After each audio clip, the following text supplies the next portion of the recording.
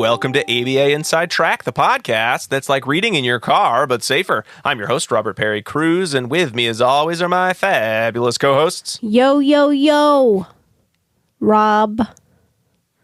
It's your home slice, J-Sauce. I really appreciate, for the listeners who aren't here, Jackie is holding up it's a peace sign or a gang sign. Or if you're in the UK, it's the flip-off sign. The flip-off sign. Hi, Jackie. Hey. I was pretending I was in high school again. Okay. Were you referred to as J-Sauce repeatedly in high school? I was, because I hung out with the skater group. Oh. They called me J-Sauce. Like a real Avril Lavigne? Yep. Wow. I was a skater girl for about 8 months. Wow. And wore big pants and my Doc Those are Martens. back. I know, this whole outfit. The whole style is back. The whole style. I had huge oversized flannel shirts, like the wide leg, high waisted pants, Doc Martens, and I had like fringy hair, like edgy hair. Man, I would have been so cool now. Could you do an ollie on your skateboard, or you didn't No, have a I couldn't do skateboard? anything on skateboards. Oh, okay. I just went. I actually rolled my rollerblades while my boyfriend skateboarded because I couldn't skateboard. Did you Wow. have a chain wallet? Yeah, of course I did. And my wallet was made out of duct tape. Nice. Oh, wow. So Yeah. cool. And it's me, Diana.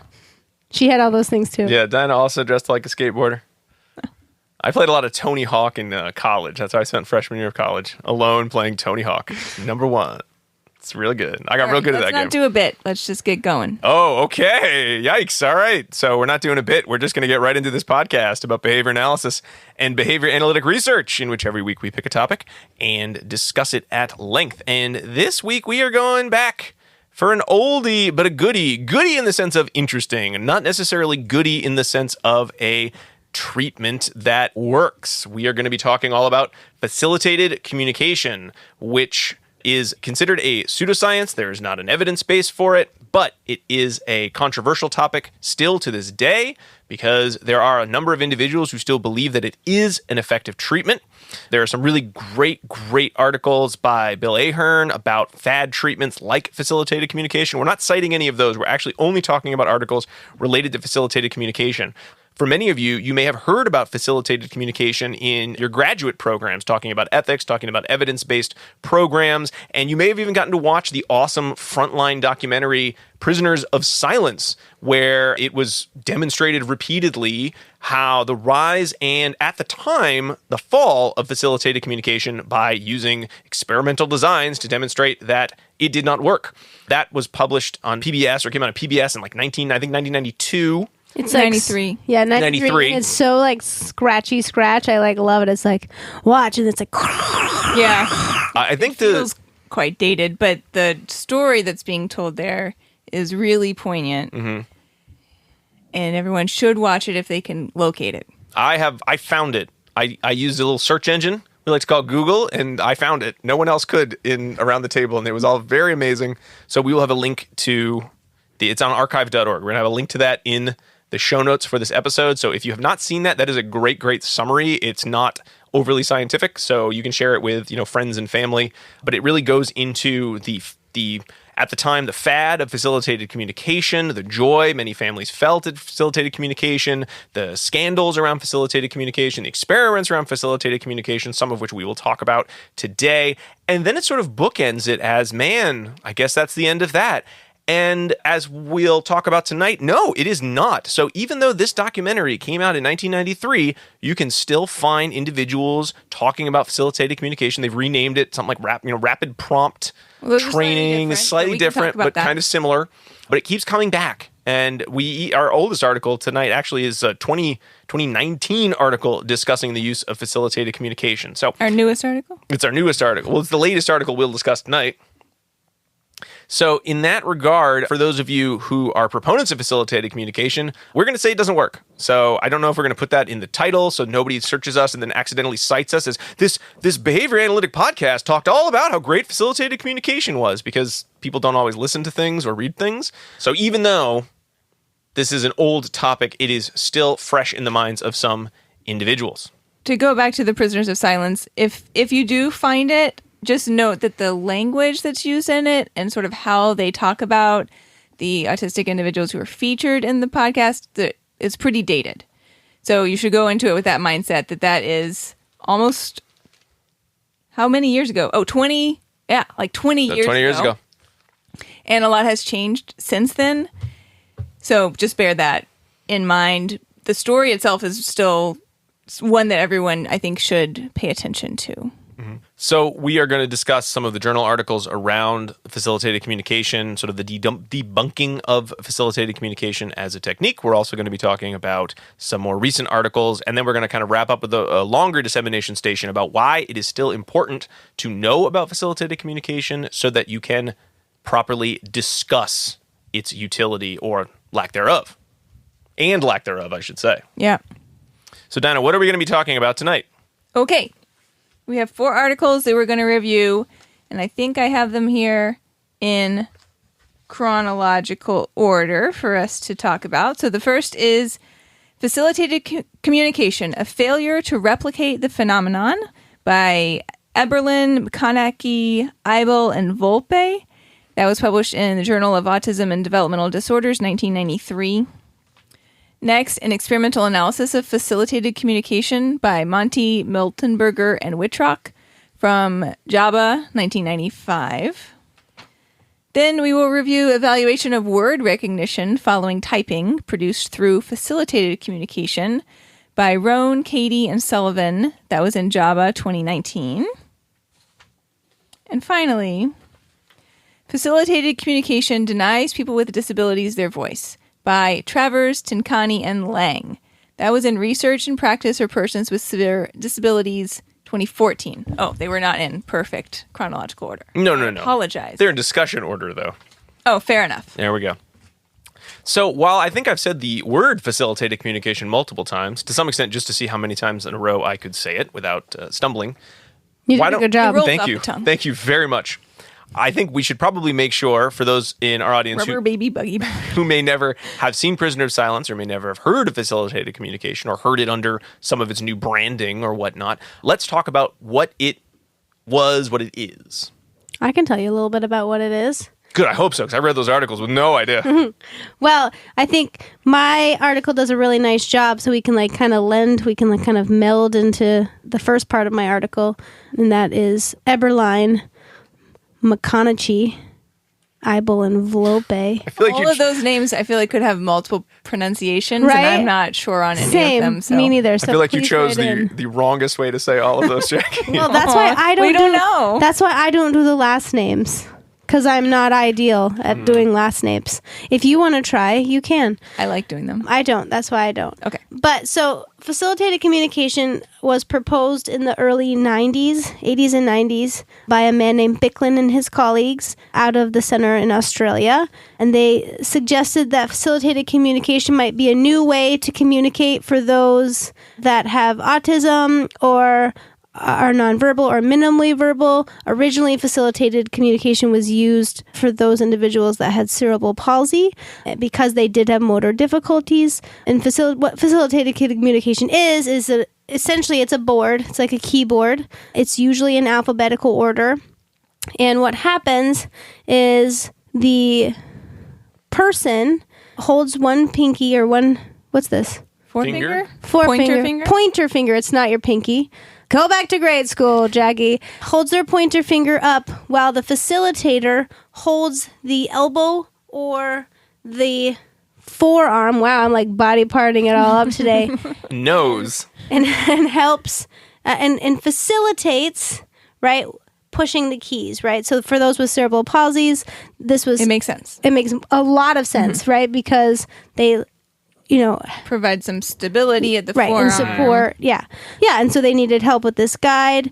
And then, so when that came out, studies came out that suggested that autistic individuals that were using facilitated communication showed unexpected literacy, numeracy, advanced cognitive skills, humor, social awareness, and poetic and philosophical complexity. So this is on page 508 of this article. I took it directly because I could not even paraphrase how great that was. Well worded. Well worded. So the thought is that autistic individuals that are minimally verbal or nonverbal just didn't have a way to communicate. And so facilitated communication through that guide kind of opened up a new world for them. So they were more cognitively aware than some had previously thought.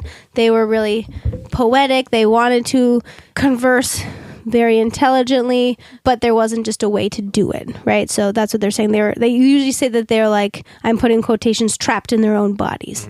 That's what facilitated communication said. So Bicklin went to this school. Go ahead. Can I just jump in there too? Yeah, please. And it very well may be that a lot of autistic individuals don't have a great way to communicate. Yes, absolutely. Right? So just because you're nonverbal doesn't mean that you're non-thinking or, you're or definitely don't have things that thinking. you want to share. Right. Definitely do. But the challenge here is this method actually allowing people to communicate better? Yes, absolutely. Yeah, I was not saying at all that if you're nonverbal, just underlining. Yes, thank you. Thanks for clarifying that, though. Yeah, so Bicklin went to the school for autistic individuals, and when he went in, everyone was using facilitated communication, and they were communicating in concepts where they had not been before. They were having higher order thinking skills, making poetry, and so he was like, wow, this is amazing. Made some guidelines, also with a man named Crosley and some other colleagues, and so they had started doing trainings and workshops.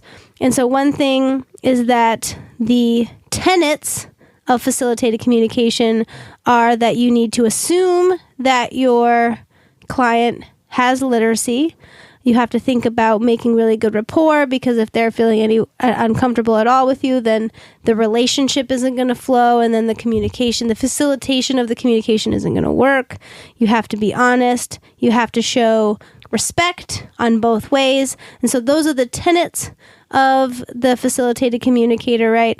When asked, how come we can't really test this because there hasn't been a ton, Bicklin states that this level of instruction goes against scientific explanation because of the relationship between the facilitator and the client. That's really important. If you don't have that there, then you're not going to see a good results. Yeah. So, and there are some good underlying tenets to what you just said. Oh yeah, right? absolutely. And you see those echoed in other, person-centered planning types of literature, talking about like we should always be presuming competence. We should be, foremost putting the dignity and respect for the individuals that we serve.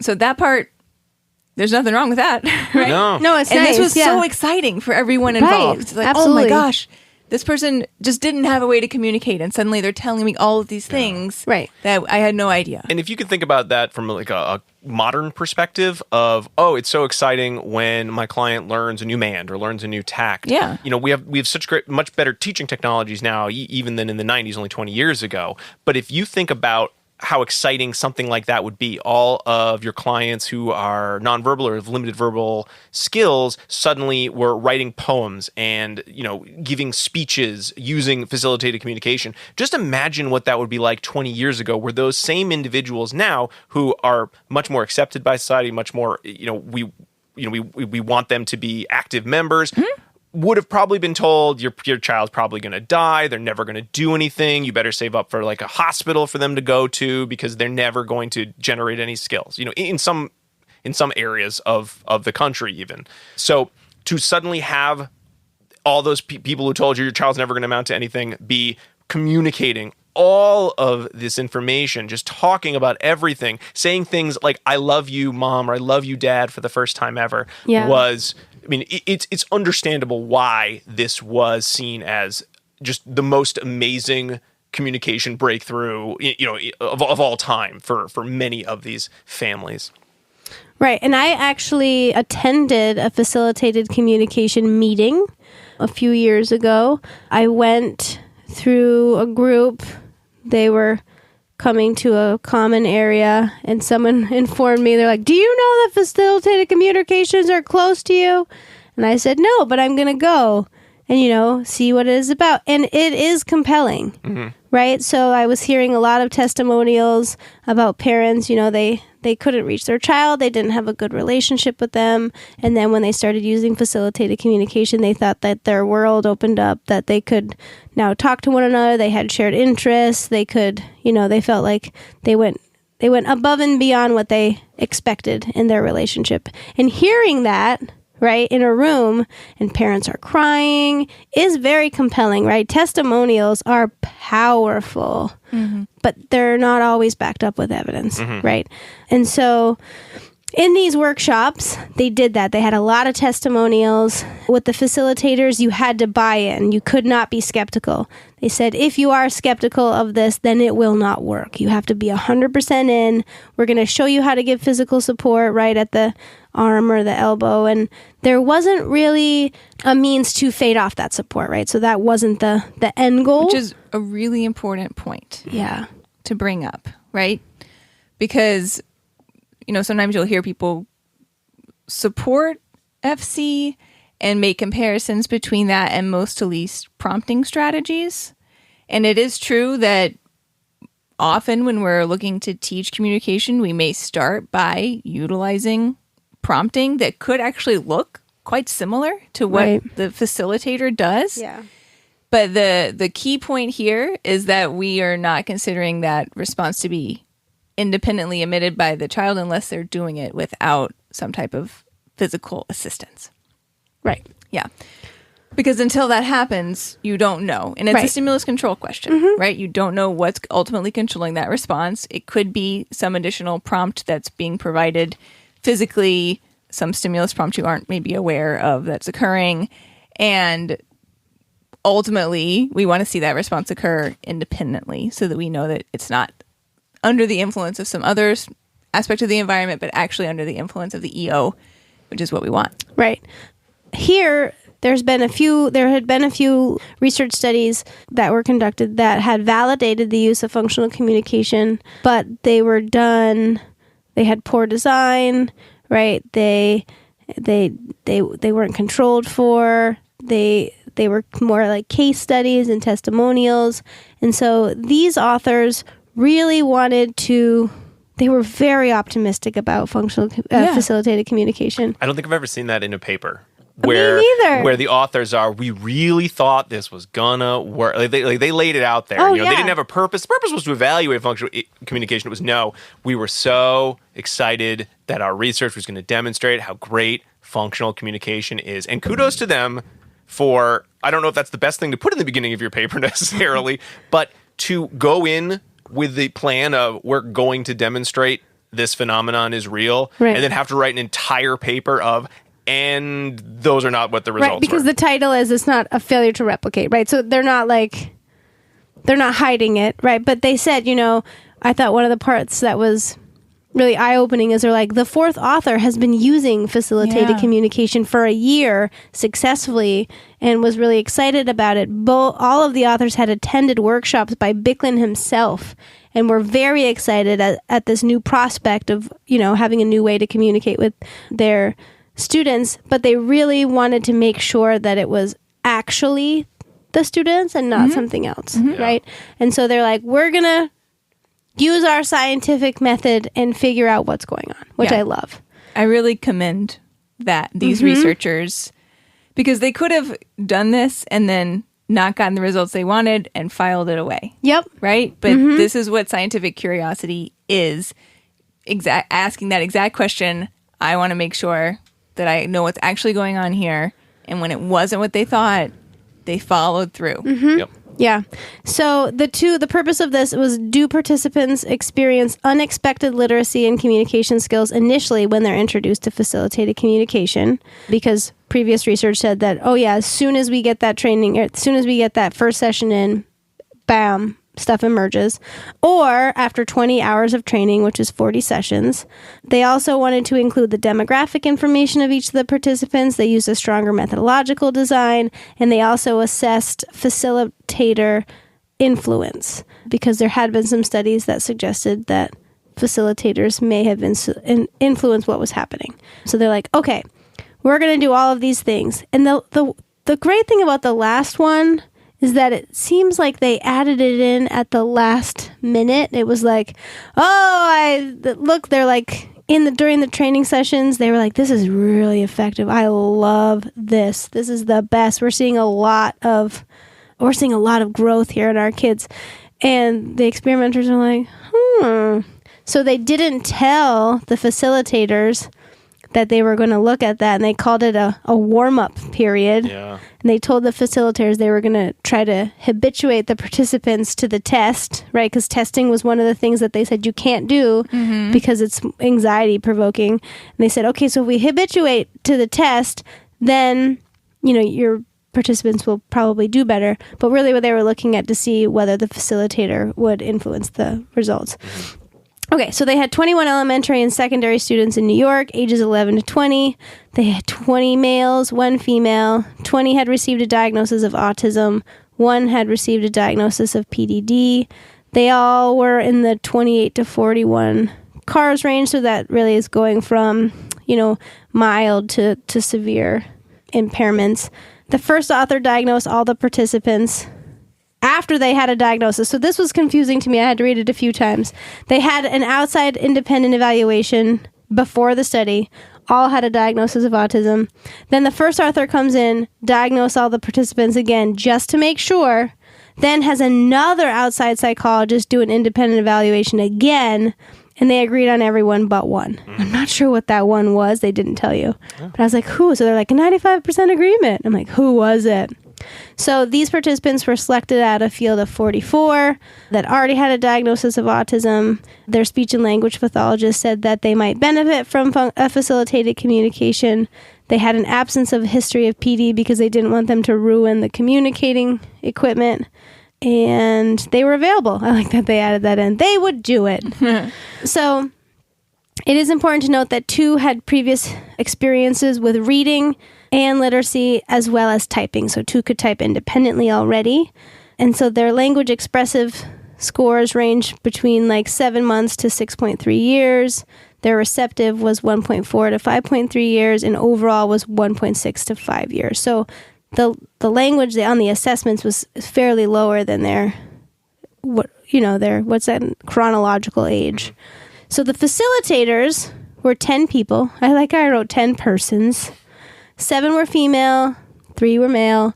They were 19 to 44 years old. They had volunteered and were very excited about facilitated communication, which hits that first tenet, right? Being excited, being open. 5 had worked with autistic individuals for 3 years or more. 4 had 1 to 3 years experience. 1 had 4 months experience. 7 had bachelor's degrees in speech or early education. 1 had a master's in SLP, and 3 were working toward an advanced degree. So they all were very excited, had the background information, had some experience working with clients. So this hits all of the things that Bicklin said that you needed to be a perfect facilitator, right? They were very clear about this. They're like, look, we picked the perfect people. Yeah. And most of the facilitators had already worked with the participants. So they had already established a rapport with them.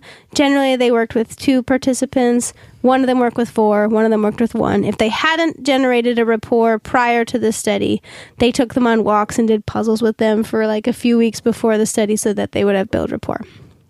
Okay, so they had 2 models of a communicator. I didn't look them up, but they were they appeared to be the facilitated communication. TI-81 yeah. and TI-82. I didn't look them up. It seems like when you look into the different kind of look like a facilitated typewriter. screams, some of them are typewriters. Yeah. But even when you watch Prisoners of Silence, some children have these very elaborate setups. Some are just using these laminated sheets with letters on them. Yeah. So it doesn't seem like there's any sort of universal. You got to use this facilitated communication device. Right. So here it looks like it was configured alphabetically, and during the pre-test and the training sessions and the post-test, they had a screen that was placed between the facilitator and the examinator to make sure that the examinator wasn't giving the facilitator any help. They said, accidentally moving their mouths, right?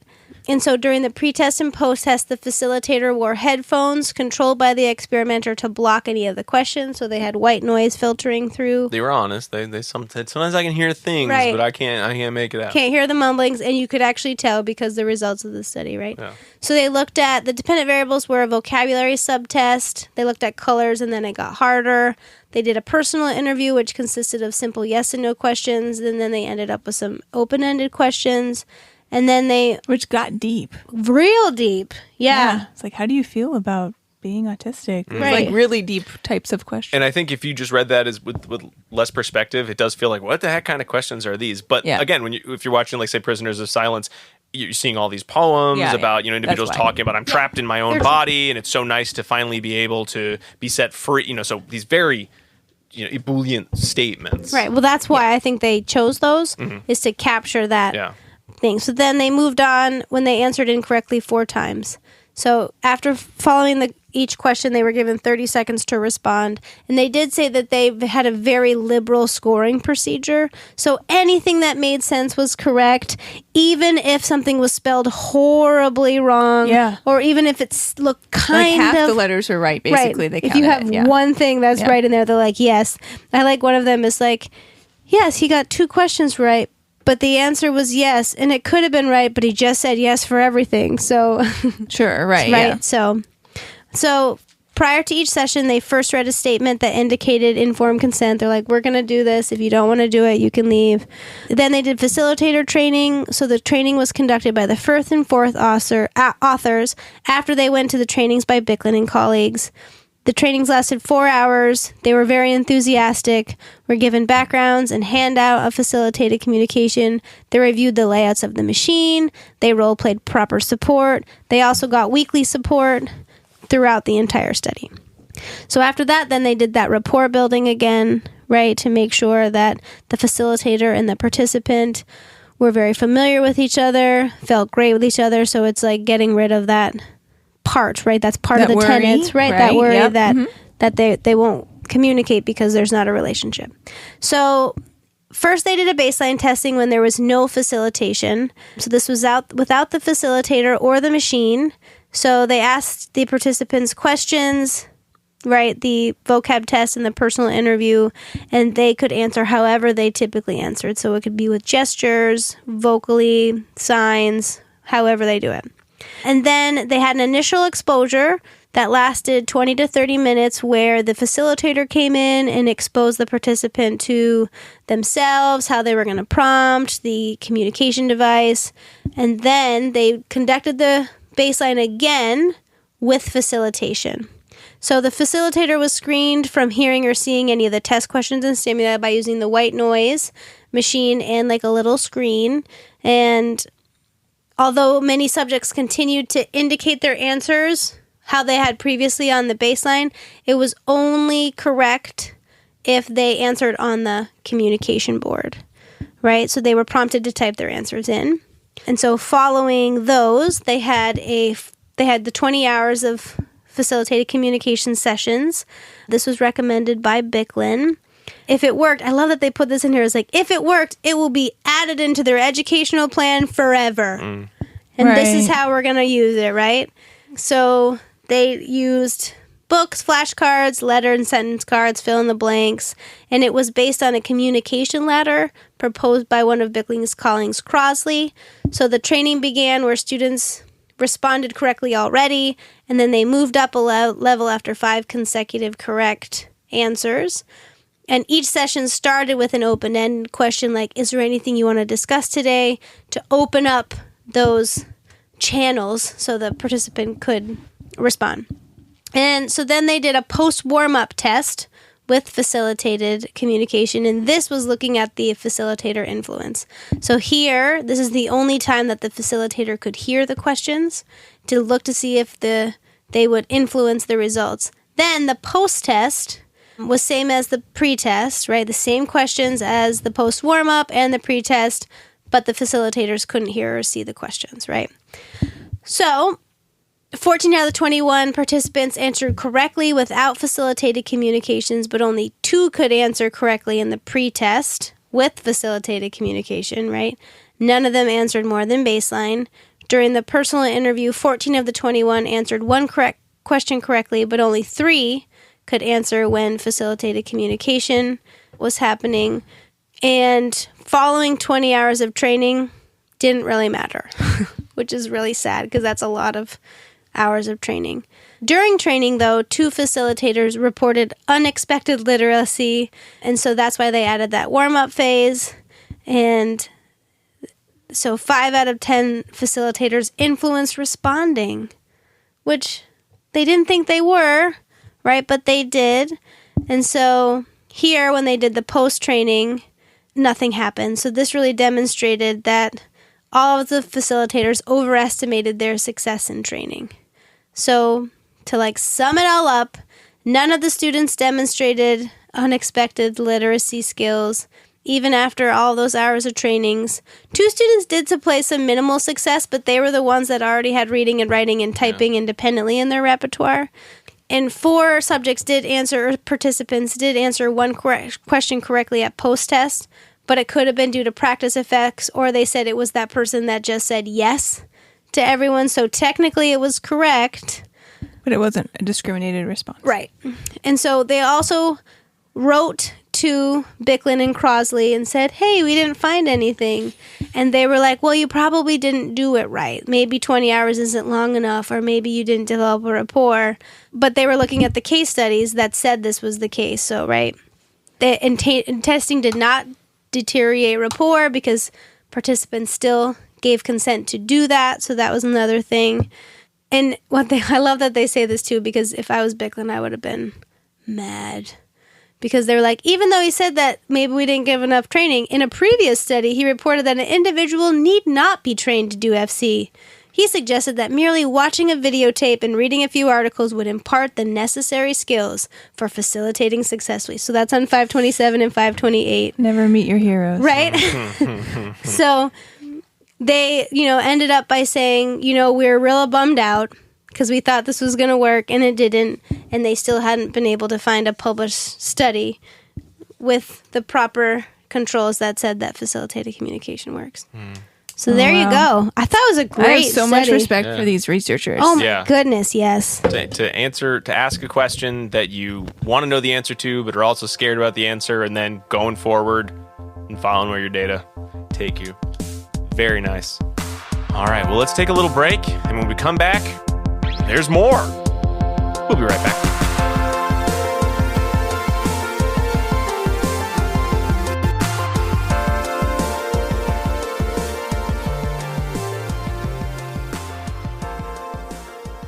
Do you want to be a BCBA? Sure, we all do. Now you can come to Regis College in Weston, Mass. to get your graduate degree. Choose from any one of these courses. Masters of Science in Applied Behavior Analysis. Masters of Science in Special Education. Dual degree in Special Ed and ABA. Or be eligible for your postmaster's certificate. You can complete your degree and be ready to sit for the exam in 2 years. And our 2017 grads had a 100% pass rate on the BACB exam. Come enjoy practicum placement support, ethics mini handbooks, PhD-level professors, small class sizes, and a service trip to Iceland. If interested, don't delay. Supplies are limited. Learn more at regiscollege.edu. Again, that's www.regiscollege.edu, regiscollege.edu. One more time, www.regiscollege.edu. See you there!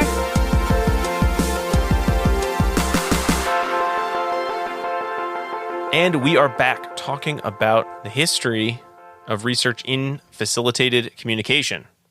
But before we get back to the meat of the episode, I want to remind all of our listeners that ABA Inside Track is ACE and QABA approved. By listening to our episode, you're able to earn 1 learning credit. All you need to do is finish listening, then click the link in the show notes or go to abainsidetrack.com/getceus. That's GET-CEUS. Find this episode and put in 2 bits of secret code word information in addition to all the other, rigmarole like your name and all that. And you're going to need that code word. I'm going to give you the first one. And this is BOAT. B-O-A-T. It is a vehicle by which you may travel on water. And stick around for the second secret code word, because not only will I tell you the code word, but I'll tell you the source of our code words. For right now, just remember BOAT. All right, so we're in the early 90s. We don't have any studies supporting facilitated communication or replicating those initial case studies and findings. But then, there are only a couple studies, and you want to keep doing studies to really explore. So what happened next in 1995? Yeah. Or thereabouts? I'll take over from here. Just would like to note that the speed at which all of this research came out following sort of the initial Hullabaloo. procedures that were put forth by Bicklin is really quite fast, right? So all of this research, like if you look this research up, it's like so many studies in 1992 and 1993, right? And this one's 1995. So this one is in particular responding to some of the critiques of the debunking research that Bicklin had put forward. I'm going to review it. I'm going to kind of review it quickly, I'm hoping, because there's a few things that I want to make sure that we note here at this point in time. This was so exciting for all of these folks who are working with individuals with disabilities. And it isn't, beyond the thought, right, that someone might have a hard time communicating, and then you have someone to help them as though someone was helped who had cerebral palsy, and suddenly they could communicate better, right? Like, it's not that big of a leap. So when all of this research started, when all of these people started using facilitated communication, it was really exciting. And they were seeing this amazing change in their clients, and they were so excited by this. What I want to underline right now is, even though we're reviewing this research and saying the facilitator was the one in charge, right? By and large, they did not realize that. It's an unconscious type of control that's being exerted over the client's hand. And it's very, very subtle. If you go and look at videos, it can be just the slightest little movement or tap of the person's hand, or in the case of when it's not the big typewriter, but it's a sheet that has like the alphabet on the sheet might be really subtly moving around. So it's really subtle cues that the facilitator almost always did not realize that they were putting forward. So we're not trying to put blame on the facilitators here, right? But I will say that, in the face of all of this evidence that facilitated communication did not work, Bicklin dug his heels in 100%.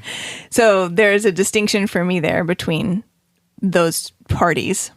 And I just want to bring that up now, and then I will have more that I'm going to say in our dissemination station as well. But the article that I'm actually supposed to be talking about is Monty and Colleagues, 1994. Ray Miltenberger is an author on this article. He's also an author. He's an article. He's an article.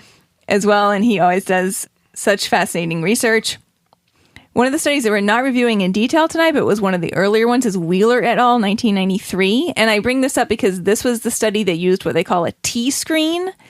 And it was this huge, hopefully you can find a picture of it, it's this huge apparatus that ran like the length of a table. It's in the documentary. They show like a dramatized version of it. Yeah, they show it.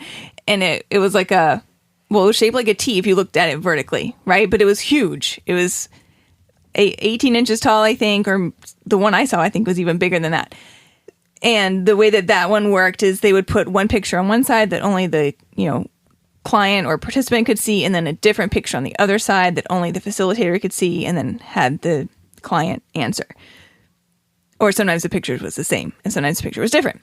So this, I kind of wish I had come up with a T-screen. It's like such a simple way to check for whether this was effective, but I believe the Wheeler one was the first one that did the T-screen. So the T-screen proved to be very unwieldy because it was this giant thing and you couldn't even like put it in your car to take it around. So one of the reasons why the Monty study was done was to find a different way to approach this besides just the T-screen. And then this was also done in response to some of Bicklin's arguments, like I mentioned before. So some of the arguments that were put forward of why they weren't capturing the facilitated communication, successes in the studies, whether the clients might be nervous or anxious.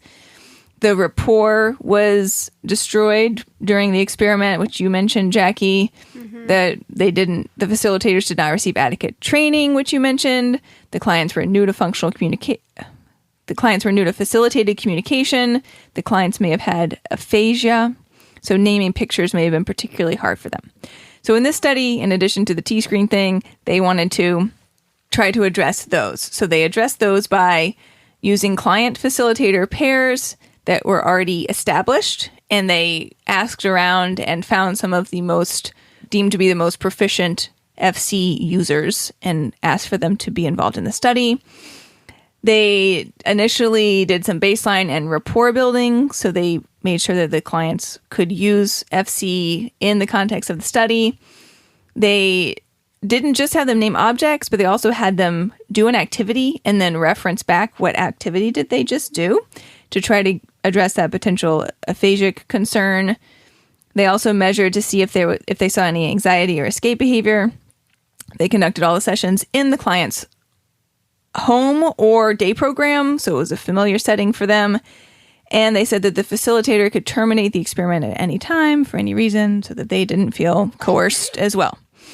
So that was kind of the background here of why they wanted to do this study. They had 7 client facilitator pairs.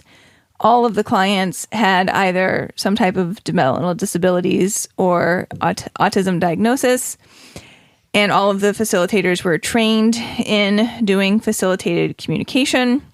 The clients were currently using FC to do either full sentences or phrases. And there were 5 facilitators who were involved in the study. The main thing that you really need to know here is that it was a within subject reversal design. And they had 3 different conditions that they were looking at across 2 different types of tasks. And the conditions were known, unknown, and false information. So in the known sessions, the facilitator saw what the client saw. In the unknown sessions, the facilitator did not know what the client saw, like they weren't present, right? And then in the false condition, the facilitator received different information than what the client received.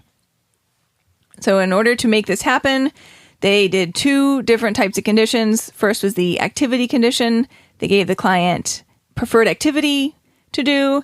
I think that all these activities sound super fun to me. Puzzles, eating crackers, drinking coffee, reading magazines, and playing cards. I love doing all of those things. Same. Well, I wouldn't want to do puzzles, but all the rest. No, you don't like coffee either. Oh, that's true. I don't like What kind of crackers, too? I mean, are we talking like... Soda crackers, I Rob. love- Specified soda crackers. I love soda I crackers. love soda crackers. I don't know if I care as much for soda crackers. I do. Like a saltine. So bland. Take me all the way. Okay, so they did the activity for 5 minutes, and then after that, they would ask the participant, what did they do? Either they would tell the facilitator what happened, they wouldn't tell the facilitator anything, or they would tell the facilitator something that did not occur, right? So those were the 3 conditions. And then within a session, they would do that 2 to 12 times. So they either did it for 10 minutes or an hour. But, they were doing fun things. So. 10 minutes or an hour. Yeah. An hour of saltines. Oh, boy. I think they switched it up. Oh, okay. And then, so that was the activity condition. And then the picture condition was much like the other studies that we've talked about. They showed them a picture, and it was either the facilitator and the client received the same picture. Oh, no. I'm sorry. I lied to you. This was set up with the T-screen or the manila folder. And if it was the known condition, then they received the same information. And if it was the unknown condition, then they received different information. And the dependent variable was what the facilitator said the client typed, which is kind of unusual, but is also a little bit like you, Jackie. Yeah. In that the facilitator typically in these scenarios is responsible for sort of interpreting the typing and taking into account misspellings and things like that. And they didn't give us a graph in this study. We're ready to talk about results already. They didn't give us a graph, though, so that was a little bit of a bummer. Instead, we got 2 tables that break down for each participant and their facilitator what percentage the client got right when they typed it out. So, and it's broken down into the known, the unknown, and the false conditions. So I'll just give you an example of the data. So for our first participant, Molly, and this one I'm telling you about right now is the pictures. Yep, is the pictures. So for Molly, when Molly and the facilitator both got the same information, she typed the right thing 75% of the time. When Molly And when Molly got the information, but the facilitator got nothing, Molly typed the right information 0% of the time. And when Molly got one piece of information and the facilitator got something different in the false condition, Molly got it right 0% of the time. The facilitator got it right 100% of the time for their picture. And then similarly, if we look at the figure 2 for the activities, it is the same data, except that when Molly and the facilitator both knew what Molly did, she got it right 100% of the time. But the other two were the same. If it was unknown, it was 0. If it was false, it was only what the facilitator got information on. So her data are pretty perfect. Some of the others are slightly more variable in that even when they got the same information a few times, they didn't get the typed for the right thing. But that was more unusual. Usually the data looked like Molly's did for the most part. And since I had let you know that they did look at challenging behavior here, there were 2 instances of escape or avoidance behavior. In one case, Molly pushed away the alphabet board.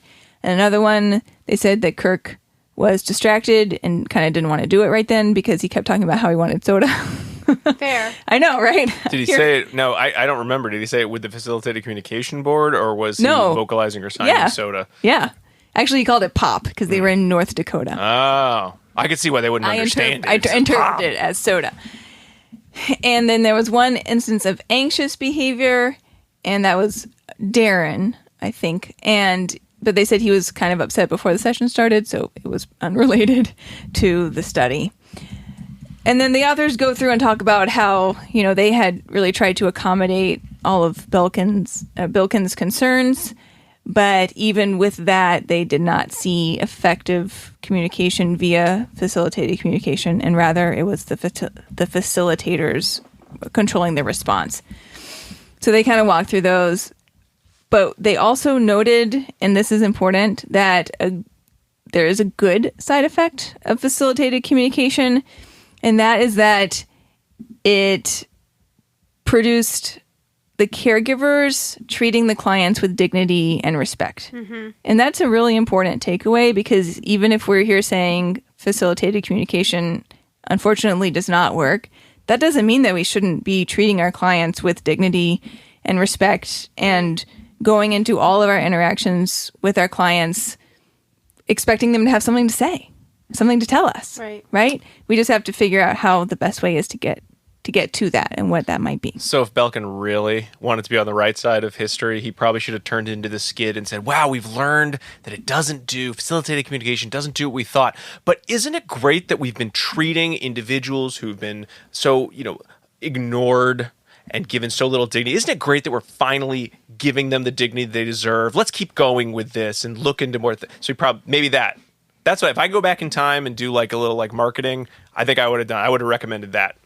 And then everyone thinks he's the father of dignity for people with disabilities or something. Right. You can be wrong in your research, right?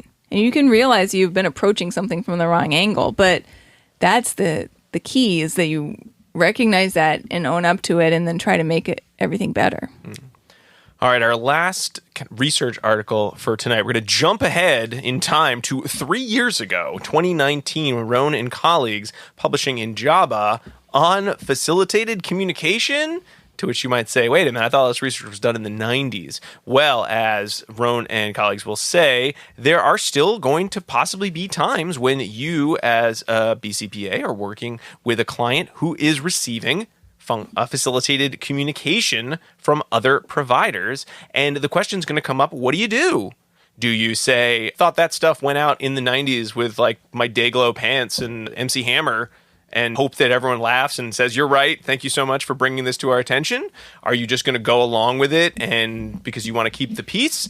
Or could you do some sort of simple assessment to kind of lightly demonstrate that perhaps facilitated communication isn't as effective as stakeholders or clients would like, and then make some other recommendations of treatment options? You should probably break out your broadhead flow chart to talk about what you should do for non-behavior analytics. Step 1, jump on the table and tell everyone how dumb they are. 2015. Yes. So if you said, well, I'm just going to tell everyone that they're dum-dums, they support pseudoscience, this is a totally debunked practice, what's wrong with all you people, you are not going to get very far in that conversation. Don't do that. However, to just say, oh, okay, we'll just keep using facilitated communication and it's fine and I'm just going to go along with it, that also kind of causes some ethical quandary for you there. So Rowan and colleagues have a suggestion. What if we came up with a very simple little assessment tool that we could use? You don't have to pull out the giant T-square or anything like that. So the whole kind of work here is predicated on the idea that, well, for facilitated communication to quote-unquote work, there needs to be some word recognition. Because again, you cannot type or communicate with typing if you're not able to recognize words. How else would you do so, right? A to B to C. So what if we looked at whether participants could recognize typed words? If they can, okay, then it's possible that the facilitator, even though the research so far has pointed to the facilitator sort of functioning as the source of language, well, it still could mean that the individual could be demonstrating those words because they're words they can identify. If the individual cannot recognize the typed words, well, how would they be able to communicate using those words? Because you can't type if you don't know what the words are. So there's one subject in this study, Nora, who's a 9-year-old autistic girl with no speech. She used idiosyncratic gestures. She kind of come to their clinic for problem behavior. And the researchers realized, oh, she's been using facilitated communication in her school for 18 months before this. She would talk about the weather, current events, what she liked to do, and had been working with a specific speech therapist for some time. So the researchers took 102 pages of facilitated communication transcripts to find the 25 most commonly used words, Nora's 25 most commonly used words, or words that are purported to have been, to come from Nora. And they would be things like horse, Grammy, bark, popcorn, and of course, everyone's favorite, Cheetos. I love Cheetos. And the goal here was to look at the dependent variable of a frequency of correct responding to a series of 7 different conditions. Some of them included pointing to target stimuli. Some of them were sort of, receptively following instructions. There was a match to sample. But it was basically kind of a multi-element design where all sorts of little tests were given to Nora, in which she had 30 seconds to respond using the facilitated communication for the relevant tests there. She received non-contingent attention during the responses. She got a neutral, that's right, whether she was right or wrong. So again, there wasn't any additional reinforcement here. So of the 7 conditions, 6 of them had to do with identify one of those 25 target words by pointing, they're pointing on the board. So one of the tests was called I'm just going to go through the test real quick. It was called the one option with Q condition. So they took one of the words and they put it in big font and put it about a meter away on the table from Nora, and she had one card in front of her that was identical to that stimulus, and all she needed to do was touch the card in front of her. So it was just, no distractors, nothing. She just touched the card that matched the card that was shown to her. That was the only response possible. There was the 2 options with Q condition, which was pretty much the same as that last one, except there was a distractor that was taken from the pool of 25 words. So there'd be, Grammy and Cheetos, and you'd hold up the card that said Cheetos, and which one does Nora point to? There was the 2 options where the experimenter would tell Nora, point to Cheetos, point to Grammy, and Nora would point to whichever of the cards. There was the first letter condition, which the experimenter would say, point to the first letter of Cheetos, and she would have an alphabet sheet in front of her, and she would point to whatever letter, but ideally the C would be the correct answer. I love alphabet letters. Yeah. They are cool. It was an alphabet sheet. I don't think it was like refrigerator magnet kind of style. But it would be cool if it was. That would be pretty cool. There was the yes/no condition with yes having a little star next to it. And in this one, there was a Q for the target word. Is the first letter of Cheetos C? And the answer was always yes. And there'd be a card that said yes and a card that'd say no. But in those conditions, always is yes. Nora did not know that's the name of the condition or that was what was expected. It was just the yes That's condition. What they tell us. It was a yes condition. And they also had a yes/no star condition in which the answer was always no for that same question. They also did a match to sample probe with non-word stimuli picture prompts using preferred items from a recent preference assessment. And they did a 10-trial receptive language probe where they would just tell Nora or instruct Nora to sit in specific seats. There was a target seat and a distractor seat. So was she able to follow those one-step instructions? So the results are not going to surprise anyone out there. The one option with Q, so basically just touch the card in front of you that matches the card that I'm holding up. 100% correct responding. When there were two choices, however, responding dropped to about chance levels, so like 36 to 63% across all of those tests in which there were sort of two options to choose from. The first letter task was 0% correct responding. The match to sample test, however, was 93% accurate, so she was able to match non-word pictures. And the receptive language probes were 100%. So Nora was capable of following instructions, doing match to sample, but what she was not capable of was identifying any feature of a word that she was typing regularly.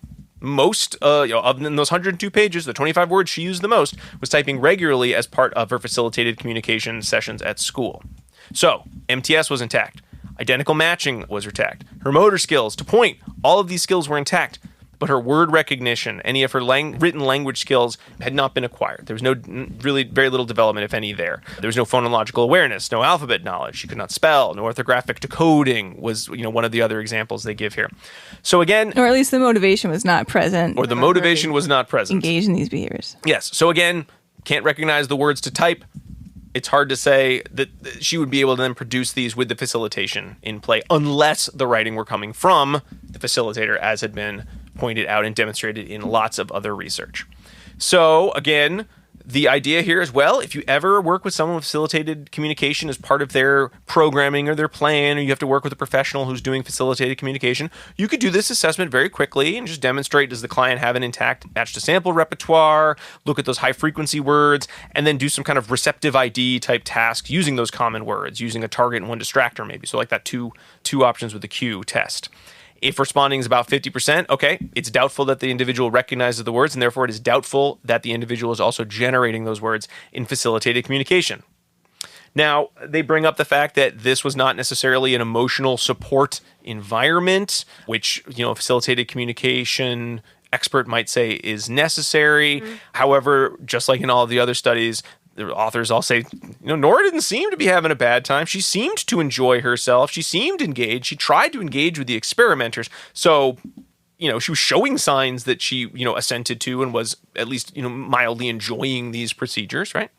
So, again, a fun little test. Go ahead, give it a try if you ever find yourself faced with facilitated communication in the wild. It's never happened to me. In the wild? I would say, though, that if all of the research published in the 90s and since then didn't really get individuals who are, dyed in the wool, supportive of facilitated communications, I don't think this test is going to do anything at all. I don't think you're going to make many friends with this test. No. So, again, cool idea, but there have been plenty of tests to demonstrate facilitated communication is not an effective form of communication. The people who would still believe it after all this time, I don't know what the test would be that would convince them otherwise. And then you sing, "You're the one I want." Oh, I forgot how it goes. The only one I want. The Shania Twain song? Yeah. Well, I don't know what that has to do with anything, though. You're the one. You're the one I kiss. Good No, you don't kiss goodnight to your procedure, but that's the procedure you want. We're still together. Still going strong. Right? Okay. I don't know, man. Sorry. You're the one I run to. Yeah, you facilitated communicator. I think that it's quite possible that parents may not know the background and history of facilitated communication. This happened 20 years ago when parents were, kids themselves. And it's really compelling, like I said. Yeah. I did see it, and I was like, are you sure this doesn't work? Because when you're in the moment, right, it does feel like it's really powerful. Yeah. It's very powerful. So let's move into dissemination station, where we're actually going to, include a discussion of Travers et al. From 2014, because it's, I think, a very, very strong piece looking at what's beyond just why shouldn't we use facilitated communication? Because the research tells us it doesn't work. So that may be true, but there's more to the discussion than just that. And you didn't let me make my thing. You just kept talking. well, I didn't move into dissemination station okay. yet, Jack. It was a preamble. Oh, okay. Fine. Here's my ticket. Go ahead. I'm impatient today. The train's been running slow. I know. Turnstile got stuck. Gas. Yeah, it's a real Thomas the Tank Engine looking thing. It's breaking down. Sir Topham hat. So the issue here is really less about, hey, look, research points to facilitated communication as not being a form of independent or a form of accurate communication of the individual. So while you could just hang your hat on that and say, look, research says that's why it won't be used, I think the bigger picture here is that we have a number of individuals with disabilities who have the same rights as everyone else to have genuine self-expression, to communicate their needs in whatever typography format that they are able, to have their needs and wants and goals met. FC is different than AAC. Yeah, that's a big chunk of this article. Yeah. So Sorry. when we look at facilitated communication, knowing that the research points to the facilitators as the mediators of their language, there is no way to say that it represents the voice of the individual. And even though, just like Diana said, it is not through any malice or forethought of the facilitator, it nevertheless does appear to be, from the data that has been collected over the many years, what is happening. And the continued use of facilitated communication displaces the use of other forms of communication, like Diana, like you said, and like the authors here say, AAC, augmented communication devices. Right. There's so many ways to communicate. You don't have to only be a verbal, words coming out of your mouth communicator. Mm-hmm. A vocal, we would say vocal. Yeah. Communicator. You can communicate via sign, via device, via PEX system, so many different ways. Via typing. Mm-hmm. You can communicate via typing, but what is facilitated communication is this one particular thing, and we don't want to conflate that with all of the multitude of ways that one can legitimately communicate and have your own voice heard. Mm. So somehow, even though I've never seen it in the wild, facilitated communication is still around. It gets rebranded. Yes. It gets called something different. It just seems to keep coming back. Yeah, and to make sure that our audience knows, the version that you often see right now is called the rapid prompting method, or RPM. This version doesn't use the typewriter thing, but it's usually a sheet of paper that has the alphabet laid out on it, or a stencil that has the alphabet laid out on it. And you'll see clients or learners be prompted to point to the different letters, or use a pencil or a stick to point to the letters instead. So if you've seen that around, it is a different version of facilitated communication. Mm. I was surprised to see that facilitated communication is still listed in some state documents as a form of AAC. And sad to say, one of the states that specifically labels facilitated communication under the subheading of AAC, Massachusetts. So I was surprised to read that. Shame on you. I looked it up. I was like, there's no way, that's got to be old. So it's a Department of Elementary and Secondary Education document from 2012. It lists FC as one of the types of AAC. I then said, well, 2012, that's a long time. That's like 10 years ago. I bet they updated it. There was a 2018 advisory. I love how they come up with all these names for the same freaking document, which is just lists of things and links on the internet. So the advisory, which still links and points individuals to that document. So looking online, as far as I could tell, if you go to the DESE website to look up augmentative communication, you will very quickly find links to a document that purports that facilitated communication is an example. I was very upset reading this. I may have just had a really big beer, and I emailed DESE to ask them, why is this still the case, even though research points to this? Did you really? I did really. Their response, nothing so far, but I'll let you know if they ever get back to me. I'm calling you out, DESE. Rob is calling for comment. you out. They ain't right back saying no comment. I was so mad. So any case. Well, ASHA put out a statement. Yes. The Association for Speech and Hearing has a statement against facilitated communication. Yes. And a number of organizations have done that. So we've got FC. It's got no replication. It's also led to a number of serious problems. I don't think we really even talked about how there were the court cases in which some of the children... So there's a case with Anna Stupenfield, who was a facilitated communicator, and she worked at a prominent university and worked with an adult client and ended up falling in love with him and saying that he said on the facilitated communicator that he loved her as well, and ended up engaging in relations with him secretly from the family. So they kept it secret. I did not know that story. Mm-hmm. Oh, yeah. Secretly from the family, until one day the family came home early and found them intimate. Together. And she said, but he loves me. He's going to leave you. And he had an IQ lower than 70, right? Still needed help with all of his daily living skills, and she went to jail. Yeah, it's a very interesting story. Yeah, there were also the cases of at least one family where there were legal proceedings over allegations of child abuse from the facilitated communication. Sexual abuse. Sexual against the abuse, yes. parents. Yes. So again, when the facilitator is doing the talking, even without knowing they're doing it, a lot can happen. It's absolutely heartbreaking. A lot can go wrong. The documentary about this, it is completely heartbreaking. And those stories are completely heartbreaking. The stories of parents who, at some point maybe realize that their child, what they thought their child was telling them wasn't coming from their child, that is utterly heartbreaking. And it's heartbreaking not because, their child isn't, valuable to them unless they could communicate, right? That's not what it is. It should be that you love and value your child for whoever they are, however they come to you.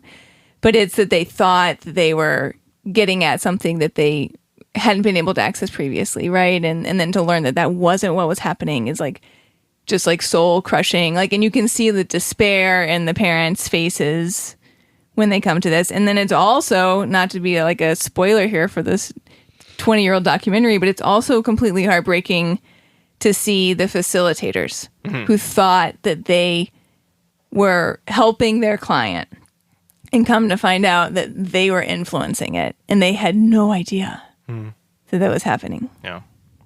There's a great table in this article that lists the difference between AAC, actual AAC or real AAC, and facilitated communication, and sort of points out some of the big differences, many of which being using AAC. And I quoted this in my notes because I think it is such an excellent quote and really captures what this article is trying to get across. And I think the point of much of this episode in that real AAC, and I would say this is probably true about any evidence-based form of treatment around increasing the communication of the individual with a disability, recognizes, this is the quote, recognizes the legitimacy of their disabling conditions while fostering independence through communication. So again, I think that gets to the idea of they are still humans. They have rights, they have dignity, they should be able to communicate in whatever way possible, and that message should come from them, whatever form it is able to take. AAC, when we are using actual AAC, should result in at least, independent communication of a form, whatever form it takes, but at least it's independent. It improves someone's quality of life, or the individual's quality of life. It improves the dignity that they are given by others. FC will never result in independence. It will always require a level of dependence of the individual. It is not based around any sort of scientific theory at this point.